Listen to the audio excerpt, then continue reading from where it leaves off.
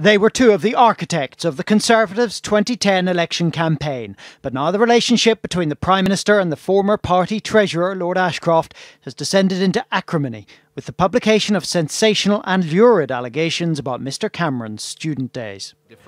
Lord Ashcroft and his co-author have claimed the Prime Minister was involved in drug taking at university and that drugs were also taken at the Camerons' family home.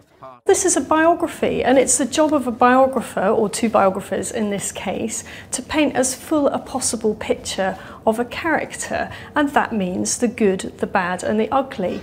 The book also alleges that whilst at Oxford, Mr Cameron took part in a bizarre initiation ceremony involving a pig's head for a dining club called the Piers Gaveston Society.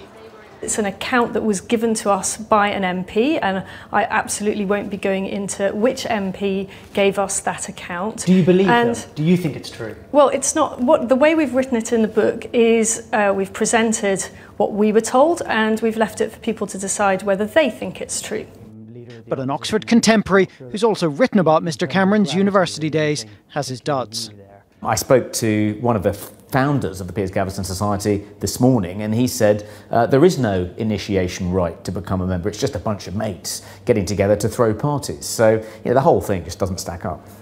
More seriously though, Lord Ashcroft says he told the Prime Minister about his tax status. In February 2010, Lord Ashcroft was outed as a non-dom who didn't pay tax here despite being a key Tory donor. In March, Mr Cameron's office said he'd only known that for a month. But now Lord Ashcroft says that in 2009 he told the Prime Minister about his status, and they even discussed keeping it quiet until after the election. I think it's important that this allegation that he knew more about Lord Ashcroft's non-dom status than he had previously said he did, that's not lost in the more lurid and humorous allegations that many people are talking about today. This is a serious allegation, and I think the Prime Minister has a duty to respond to it. This evening, Mr Cameron was meeting the Danish Prime Minister. His spokeswoman said she would not dignify Lord Ashcroft's allegations with a response.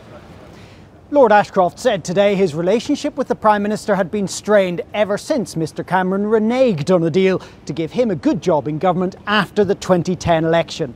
And although Lord Ashcroft says today's allegations are not about settling an old score, that's exactly how they're being seen here. Carl Dinnan, ITV News, Downing Street.